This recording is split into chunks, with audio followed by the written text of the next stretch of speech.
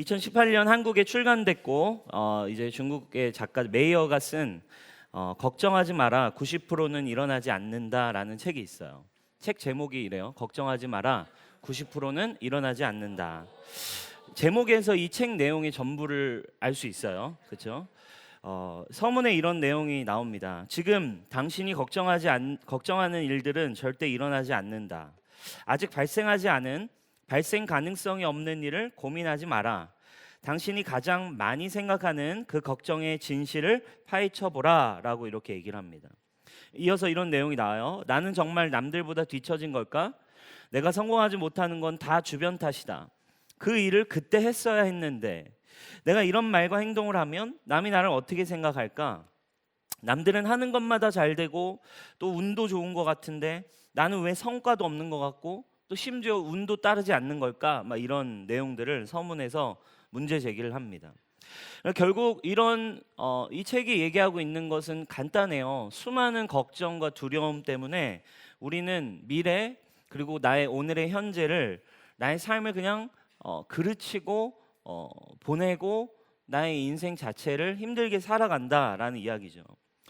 여러분 그 책의 또 뒷부분에 보면 이런 표현이 나와요.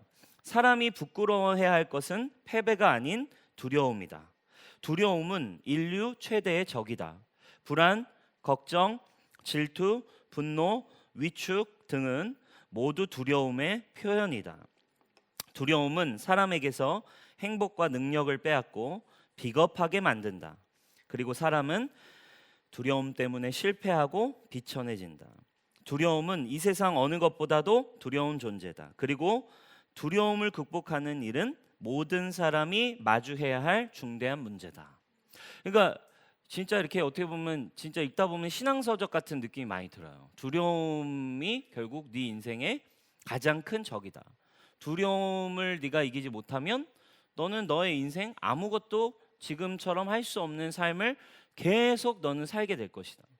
여러분 이게 지금 신앙서적도 아니고 세상에 일반적으로 나와 있는 자기계발의 어떤 책의 내용이에요. 여러분 사실 이제는 사람들이 내면에 관심이 많아서 이제는 세상 사람도 이런 책에서 야 두려움이 네 인생의 가장 큰 적이다 라고 잘 알고 있어요. 세상 사람들도 이런 이야기를 계속하고 있습니다. 여러분 우리가 읽는 성경은 믿음에 대한 책입니다. 그런데 성경에 나오는 수많은 사람들의 삶 속에서 여전히 사실 우리가 발견하는 것 한 가지도 뭐냐면 성경의 인물들의 대부분의 삶 속에 우리가 공감하고 다 발견할 수 있는 건 똑같은 인간이었구나를 우리가 느낄 수 있는 한 가지는 성경에 나오는 모든 사람들이 느꼈던 한 가지가 바로 두려움이기 때문이에요. 여호수아도 두려워했고 아브라함도 두려워했고 제자들도 두려워했고 성경에 나와 있는 모든 사람들 마리아 모든 사람들 다 두려워했어요. 오늘 시편의 저자는 우리 시편 23편의 저자와 똑같이 오늘 27편의 저자도 다윗입니다.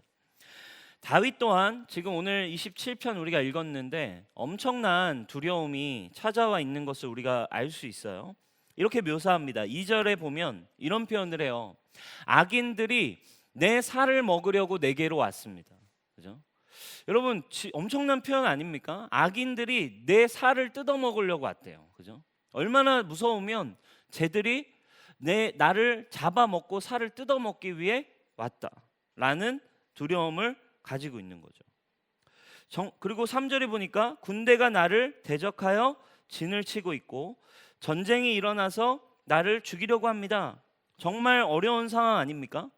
여러분 학자들의 연구에 의하면 지금 이 27편이 어떤 상황이냐면 압살롬이라고 하는 사람의 반란으로 다윗이 반란이 일어난 거예요. 왕에게 반란은 어마어마한 사건이잖아요. 반란이 일어나가지고 지금 완전히 죽을 위기에 지금 쿠데타가 일어나 쫓기는 그런 상황에 쓴 시가 지금 27편이다라고 학자들이 연구했어요.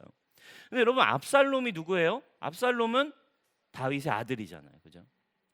여러분 지금 뭐 완전 이 상황은 지금 다윗에게 뭐 진짜 완전 화병 그리고 뭐 분노, 두려움 뭐 어마어마한 지금 상황에 인생의 모든 것이 회의가 느껴질 수밖에 없는 두려움에 빠질 수밖에 없는 그런 상황이에요. 얼마나 절망적이고 여러분 얼마나 분노가 차오를까요, 그죠? 막 했는데 우리 조이가 반란을 일으킨다. 와, 이 진짜 믿을 수 없을 것 같아요, 인생이, 그죠? 조이가 나를 죽이기 위해 찾아온다. 막 인생 헛살았다 진짜. 막 분노와 절망감이 얼마나 크겠어요, 여러분, 그죠? 여러분 지금 다윗이 이런 절망적이고 두려운 상황에 있는데 여러분 성경이 말해주고 있는 두려움의 반대말이 있죠. 뭘까요? 그것은 바로 믿음입니다. 다윗은 이렇게 고백합니다. 이런 상황의 3절입니다. 우리 3절 한번 크게 우리 같이 한번 읽어보겠습니다. 시작.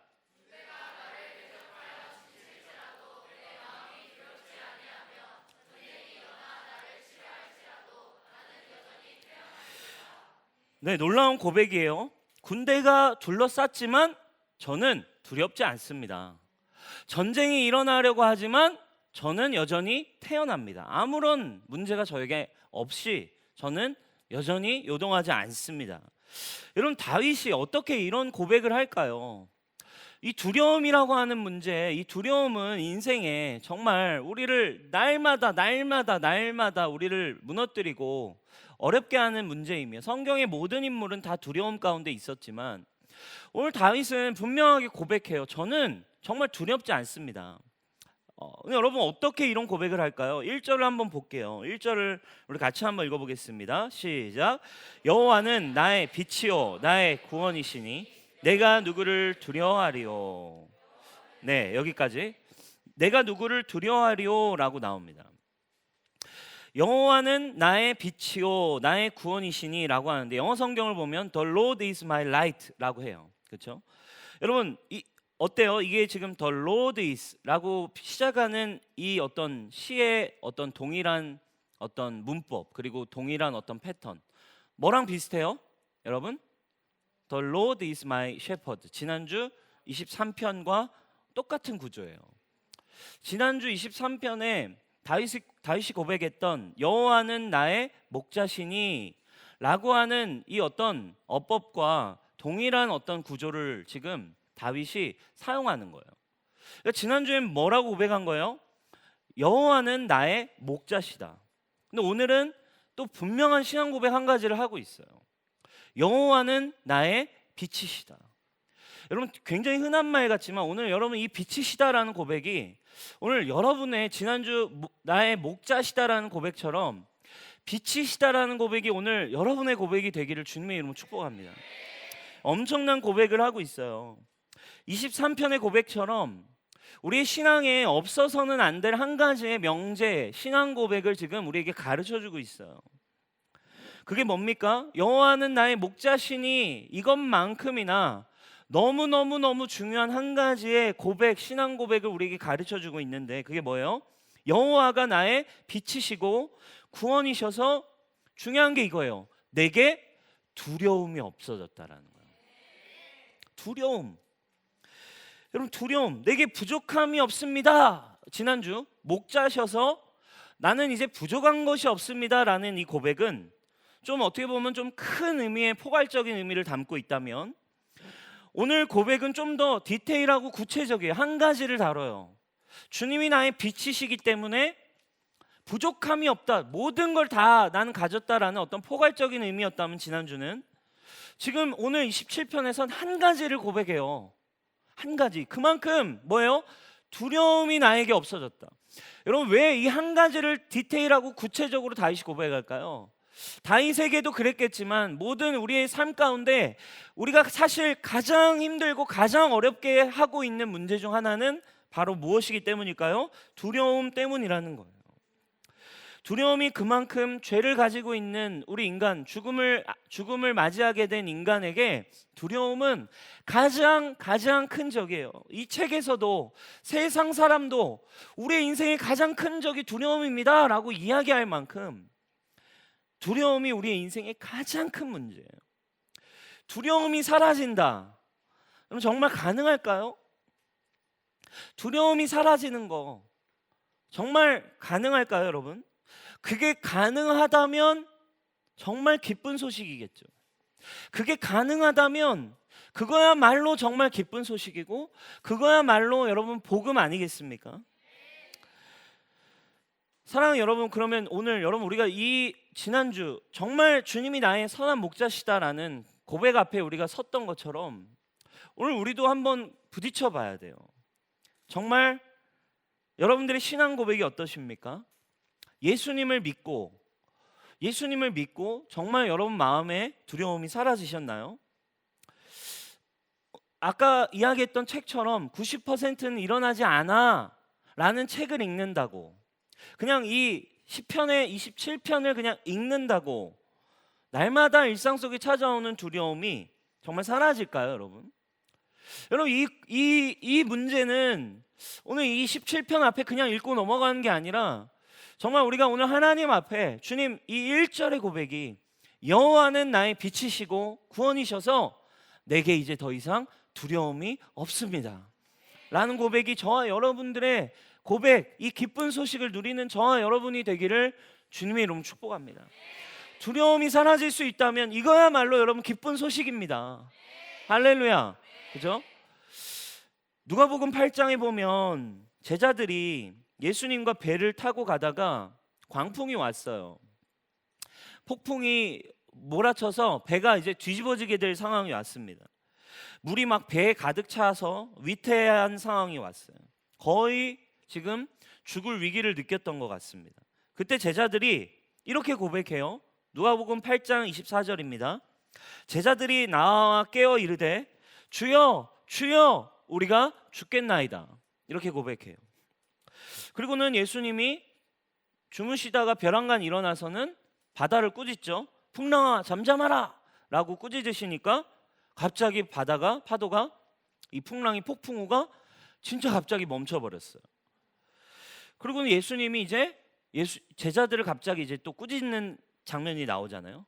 그 장면에서 예수님이 이렇게 물어보세요. 너희 믿음이 어디 있느냐? 너의 믿음이 어디 있느냐라고 이렇게 꾸짖으세요. 여러분, 근데 여기서 우리가 이상한 점 하나 찾을 수 있어요. 제자들이 지금 분명히 이 두려운 상황에 뭐 했어요? 지금 예수님을 찾았어요. 그렇죠? 주여 주여 우리가 죽겠나이다 하고 예수님을 찾았다고요. 그러니까 주여 주여 주여 3창은 아니고 주여 2창을 했어요. 주여 주여 해가지고 주님을 찾았어요. 분명히 주님의 이름을 불렀는데 아마 뭐 이 상황에 더 여러 번 다급하게 예수님을 찾았겠죠. 어쨌든 제자들이 예수님을 주님이라고 고백은 했는데 예수님은 왜 믿음이 적다라고 꾸짖으셨냐고요. 주여라고 찾고 있는데 주님은 왜 너 믿음 작다고 꾸짖으시냐는 거죠. 여기서 우리가 생각할 수 있는 건 한 가지예요. 제자들이 고백했던 주님이라는 고백 안에, 그들 안에 주님이라는 고백 안에 숨어 있는 믿음의 분량을 우리는 생각해 볼 수 있는 거죠. 주님이라고는 고백하지만 그 안에 믿음의 분량은 없었던 거예요. 다시 말하면 제자들은 주님이라고 외쳤지만 여전히 두려움은 떨쳐내지 못했어요. 기도도 했지만 두려움은 사라지지 않는 거예요. 예배도 드리지만 두려움은 안 사라지는 거예요.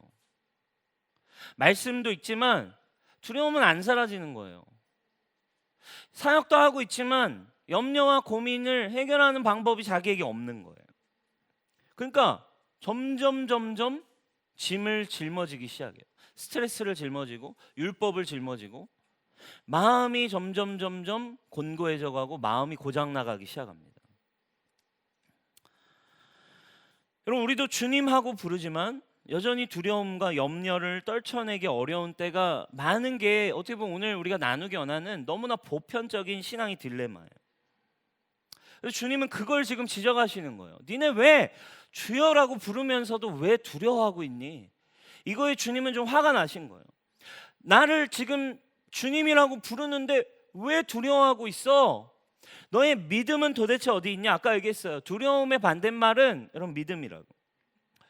여러분, 오늘 만약에 우리가 여전히 주님이라고 부르지만 예수님을 복음이라고 믿고 있지만 내 마음에 여전히 두려움이 사라지지 않는다라고 한다면 우리는 반드시 오늘 이 시편의 고백 앞에 우리의 믿음이 여러분 정말 하나님 앞에 점검되고 성장될 수 있기를 주님의 이름으로 축복합니다.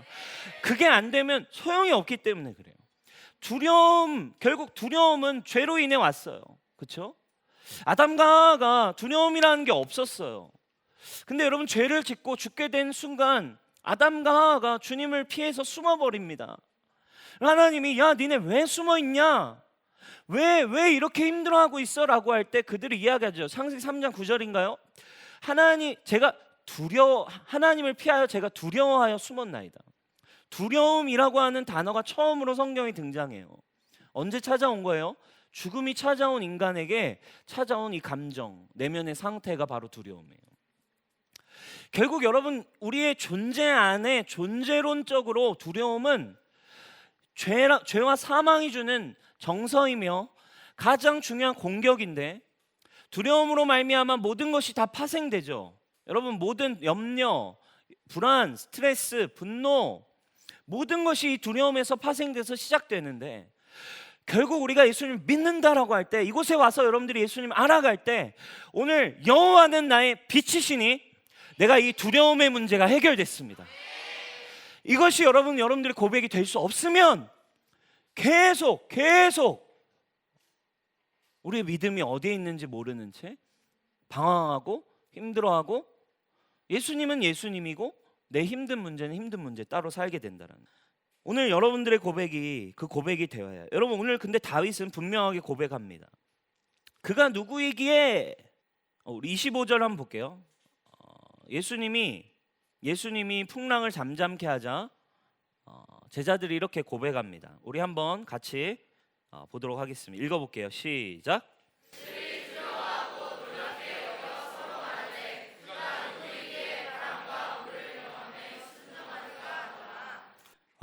제자들이 놀라죠. 그가 누구이기에 라고 놀랍니다. 그러니까 제자들은 모르고 있는 거예요. 그가 누구인지, 그가 무슨 일을 하는지, 예수님이 무슨 일을 하시는지.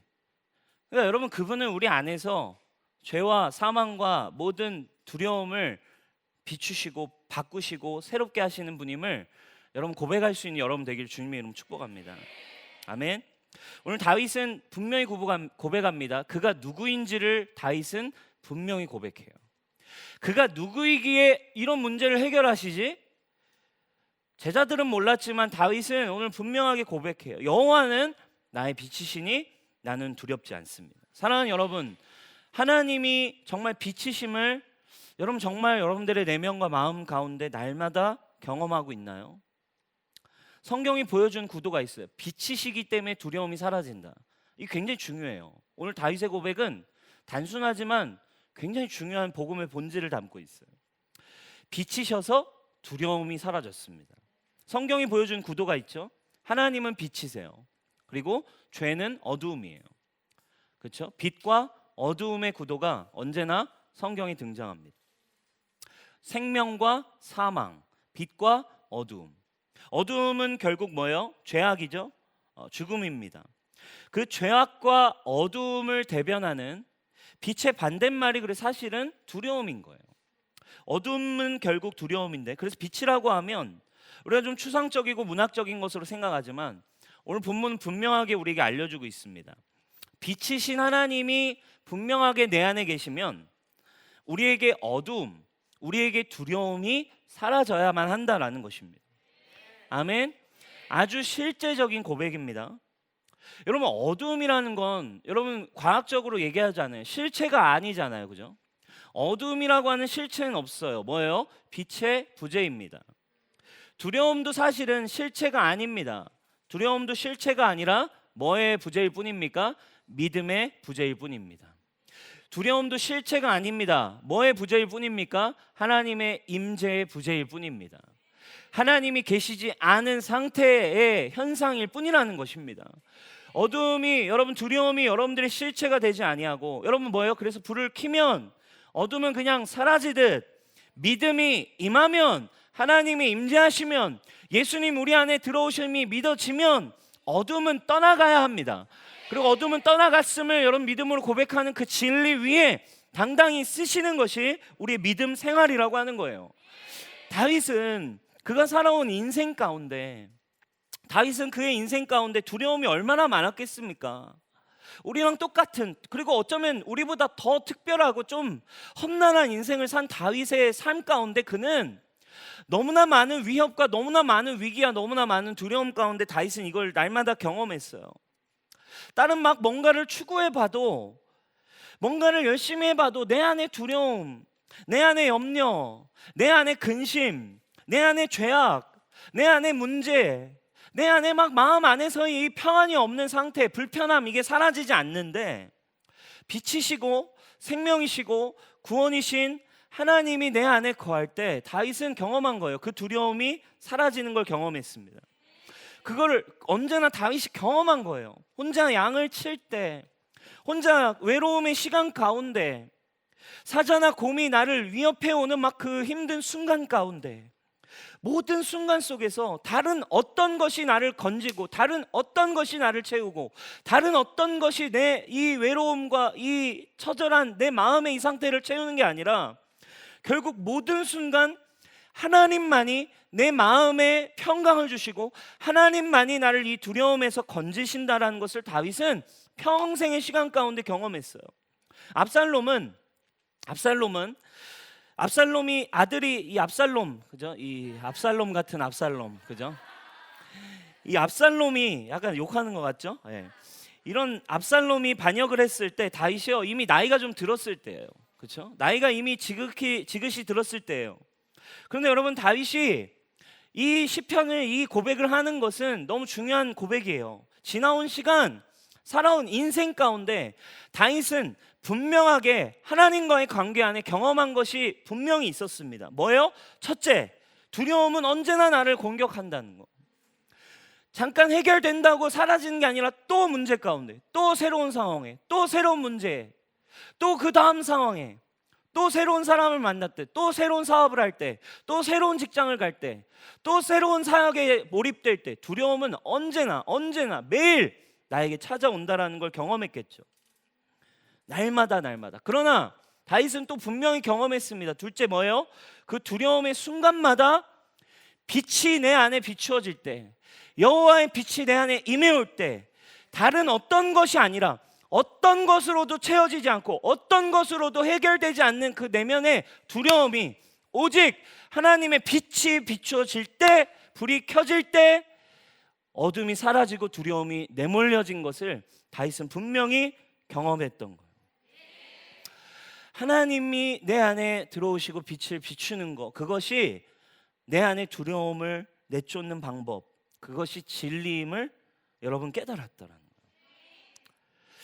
그럼 진리는 뭐예요? 우리 안에 그래서 거하시는 예수 그리스도, 이것은 여러분들의 어떠함과 관계없이 여러분들이 주신, 하나님이 주신, 성령님이 선물로 주신 믿음 안에 이미 들어있는 진리입니다. 아멘? 세트예요. 이미 여러분 안에 받은 세트예요.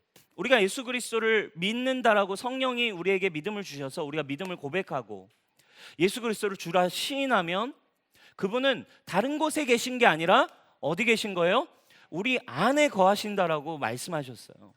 할렐루야. 그날이 오면 내가 네 안에, 그날은 뭐예요? 성령님이 이 땅에 오셔서, 그리고 너가 거듭나는 그날, 믿음을 갖게 되는 그날, 네가 믿음을 고백할 때 나는 네 안에 거할 거다. 여러분, 우리가 두려움을 내쫓는 방법은 뭐예요? 진리라고 하는 방법이에요. 뭐예요? 빛이신 예수님이 내 안에 있다 없다? 내 안에 있다라는 것을 딱 비추기만 할 때 뭐가 드러납니까? 거짓이 드러나고 가짜가 드러나요. 그렇죠? 아무것도 안 보이고 이게 뭔지, 왜 나는 깜깜한지, 어두움 가운데, 두려움 가운데는 보이지 않지만 내 안에 계신 예수님이 내 안에 계시다라는 믿음, 주님이 진리이시다, 예수 그리스도의 십자가와 그분의 성품과 선하심을, 빛을, 말씀을, 빛을 딱 켜면 어떻게 됩니까? 드러나 버리는 거예요. 할렐루야. 불을 한번 다 꺼주세요.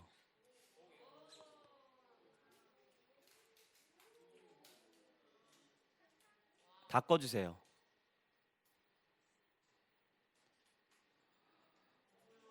안 보이죠, 여러분? 두려워요. 아무것도 안 보여요. 지금 저를 보고 찡그리고 있는지, 저 사람이 어떤지 지금 안 보이죠? 우리 본관 3층 더 답답할 거예요, 그죠? 여러분, 이 순간에 우리가 뭐 하라는 거예요? 빛이신 예수님 내 안에 계시다. 진리를 붙들고 믿음으로 딱. 할렐루야. 그죠? 다시. 자, 근데 어둠이 찾아옵니다.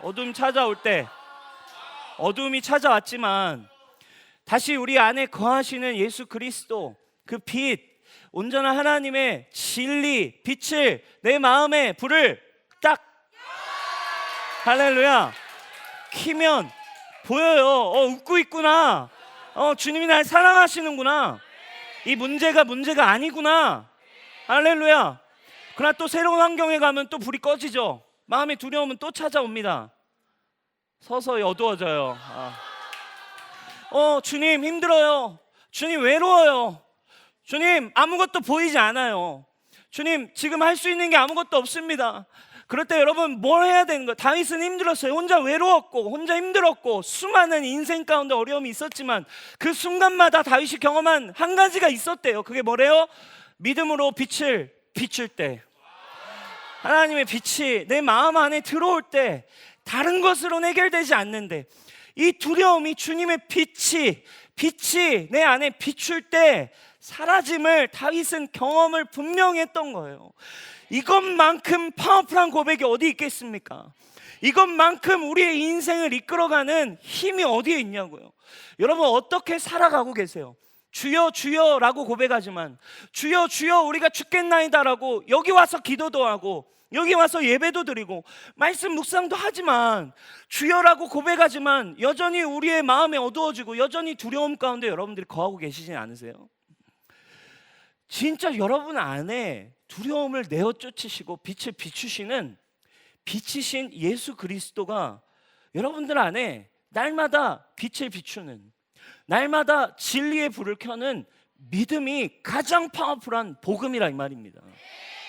이 일을 하시기 위해 우리의 마음에 들어오신 거죠. 아멘.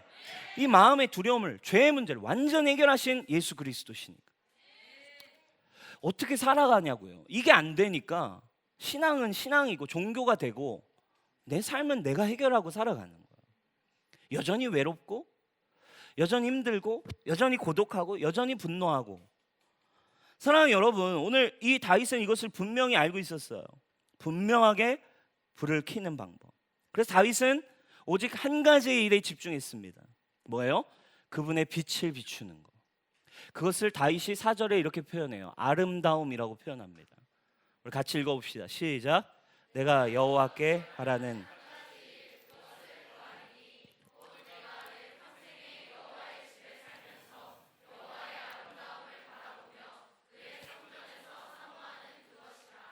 다윗은 이 한 가지 일을 그래서 추구했어요.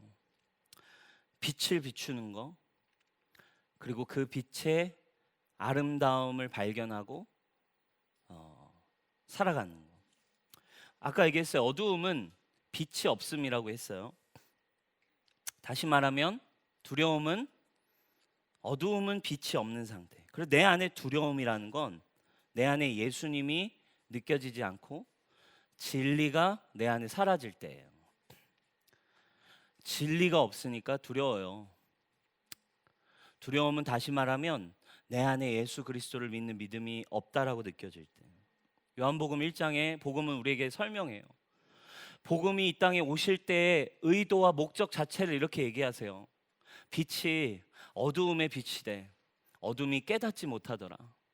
참빛 곧 세상에 와서 각 사람에게 비추는 빛이 있었나니 그가 세상에 계셨으며 세상은 그로 말미암아 지은 바 되었을 때 세상이 그를 알지 못하였고 자기 땅에 오매 자기 백성이 영접하지 아니하였으나 영접하는 자 곧 그 이름을 믿는 자들에게는 하나님의 자녀가 되는 권세를 주셨으니.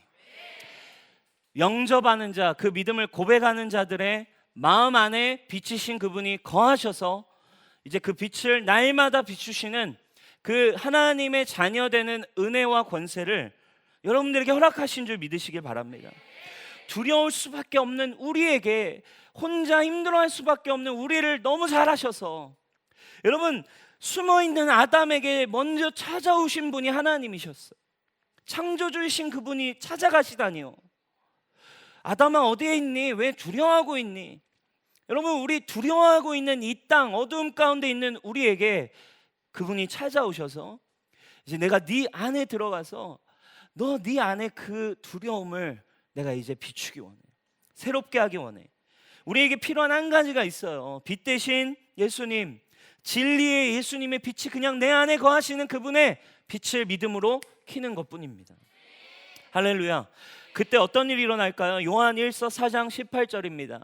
우리 같이 한번 크게 믿음으로 읽어보겠습니다. 시작. 사랑 안에 두려움이 없고 두려움을 내쫓나니 두려움에는 형벌이 있음이라.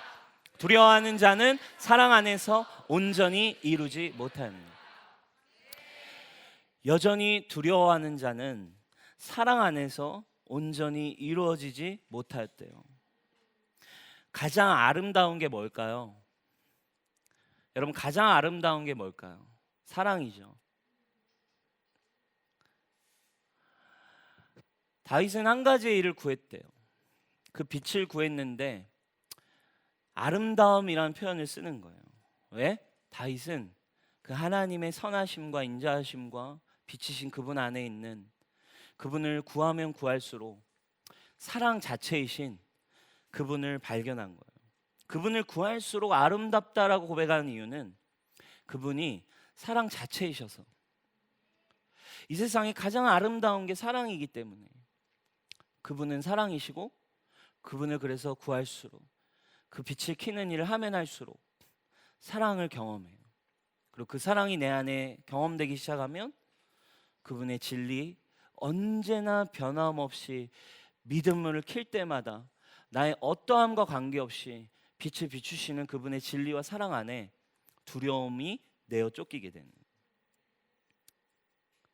사랑 여러분, 정말 그분이 여러분 안에 계십니다. 그리고 그분이 다만 여러분들이 한 가지의 일을 추구할 필요가 있어요. 주님, 이제 이 진리를 따라 제가 빛을 저도 킬 수 있는 사람이 되길 원합니다. 다윗이 아까 얘기했죠. 다윗은 경험했을 거예요. 매일 또는 매 시즌 새로운 상황마다 두려움이 여전히 찾아온다는 거예요.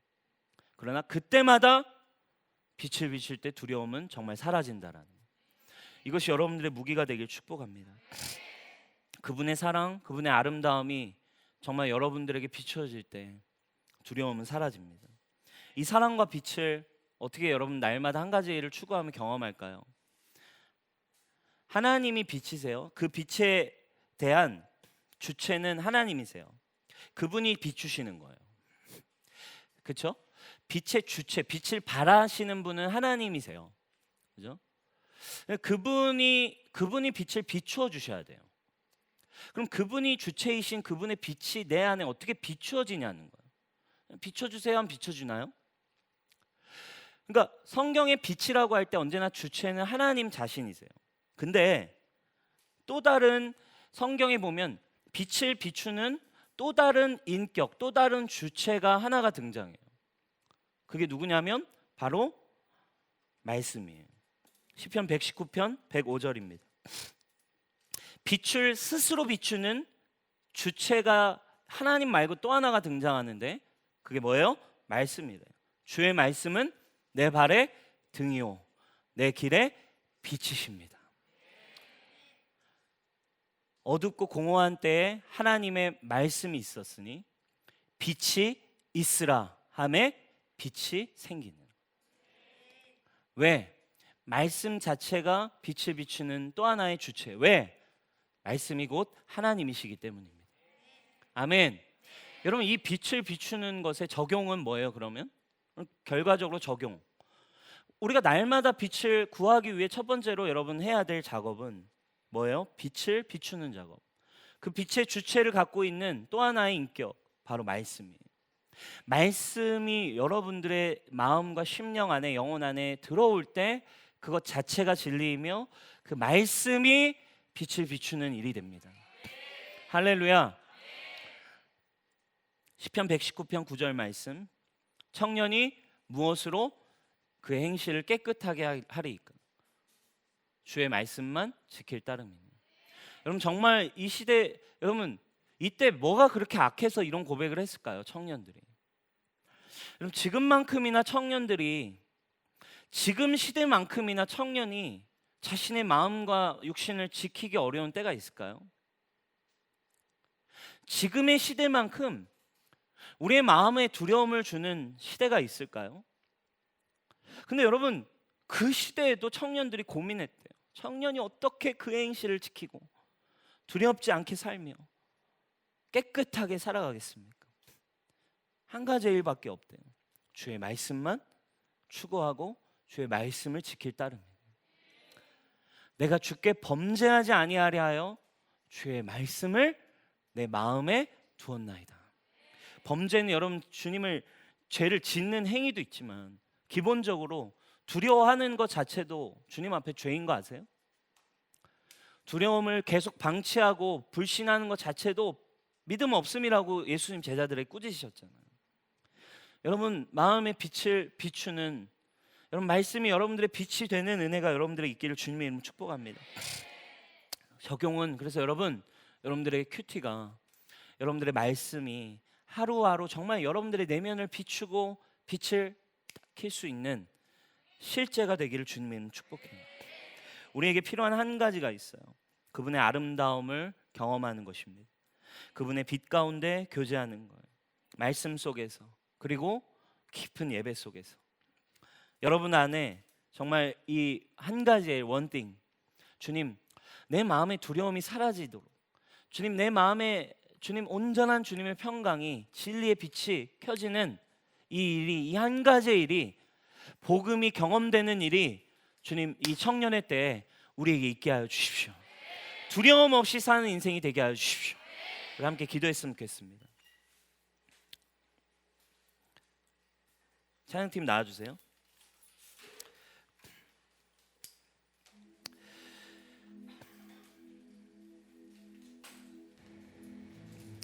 다윗은 오늘 고백했습니다. 주님, 이 원수들 사이에서 또 찾아온 이 두려움 속에서 저의 인생의 회의가 느껴질 수도 있는 이 정말 포기하고 싶은 두려움 속에 다윗은 분명히 고백합니다. 빛을 켜는 순간이었어. 여호와가 나의 빛이시니 주님, 이 순간 저는 두려워하지 않습니다. 주님 한 분만 내게 필요합니다. 주님이 한 분 아니고서 주님, 제가 아무것도 할 수 없습니다. 주님 한 분이 아니면 아무것도 변하지 않습니다. 주님이 아니고서는 내게 만족이 없습니다.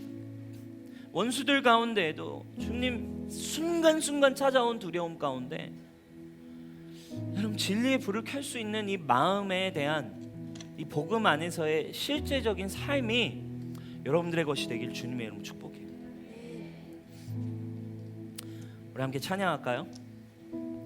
오늘 이 고백은 우리 다윗의 27편 4절 말씀을 가지고 우리 만든 찬양이에요. 우리 같이 한번 오늘의 말씀을 떠올리면서 우리가 자리에 일어나서 우리 찬양하며 우리 함께 주님 앞에 믿음으로 나가십시오.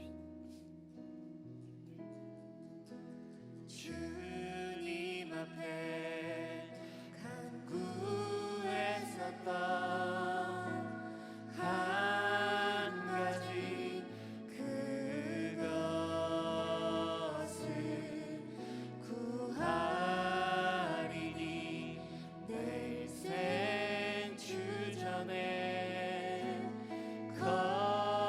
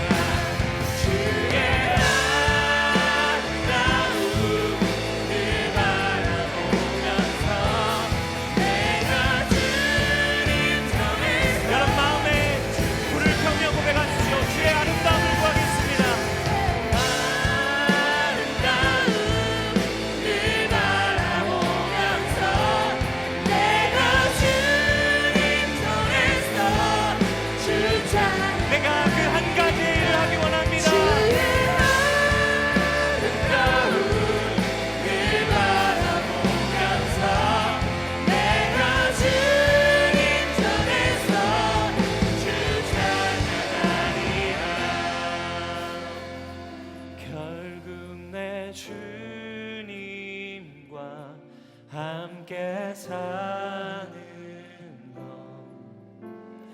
나의 영원한 소원 주의 아름다움 안에 사는 것 나의 영원한 기쁨 결국 내 주님과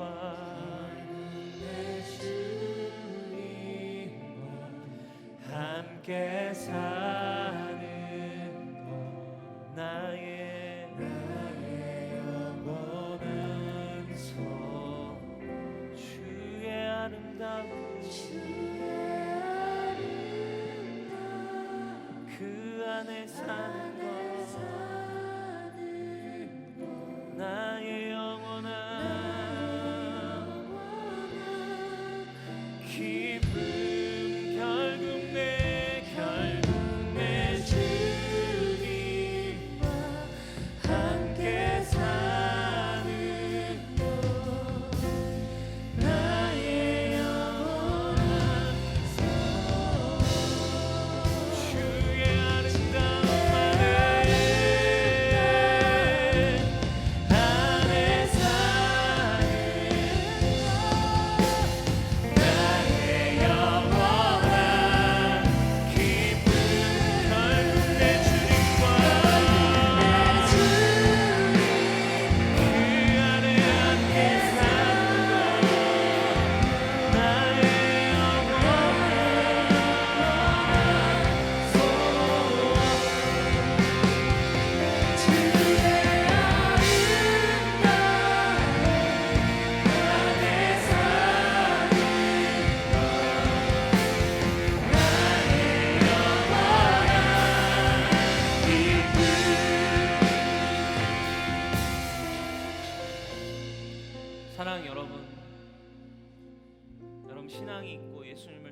가지만 지금 여러분에게 필요한 게 한 가지 있어요. 두려움이 있고 풍랑을 해결할지도 모르고 주여 주여 고백하고 있지만 여전히 두려워하고 있지 않으세요? 여전히 분노하고 있고 여전히 불안하며 내면의 평강을 여전히 누리지 못한다면 여러분 복음이 아니에요. 그거 안 되면 복음 아닙니다. 우리 내면 가운데 진정한 참된 평안과 진리 가운데 언제나 어느 곳에서나 내 마음을 새롭게 할 수 있고 내 마음의 두려움이 사라지는 상태, 빛이 비추어지는 그 아름다움, 사랑 가장 아름다운 예수 그리스도의 사랑이 날마다 내 안에 비추어질 때 그 은혜의 빛은 무한대입니다. 여러분들이 믿음으로 사용하는 만큼 무한대. 매일매일 켜둘 수 있다면 여러분들의 인생이 여러분 오늘 이런 예배자들의 고백이 여러분들의 고백이 되길 축원합니다. 날마다 주의 아름다움을 구하는 예배자들이 되길 축원합니다. 여전히 우상과 여전히 수많은 죄악과 여전히 수많은 문제 가운데 씨름하는 인생이 아니라 이 청년의 때에 여러분 정말 한 가지의 일을 주님 제가 추구하기를 원합니다. 내 평생 여호와의 전에 그분의 아름다움을 날마다 누리는 날마다 사모하는 여러분 그러한 예배자들의 고백이 여러분 이 교회의 길을 주님의 이름으로 축복합니다. 이 시간 우리가 다시 한번 주님 그 고백을 우리가 드리게 하여 주십시오. 주의 사랑이 모든 두려움을 내어 쫓습니다. 우리 다시 한번 주님께 기도하며 나아가십시다.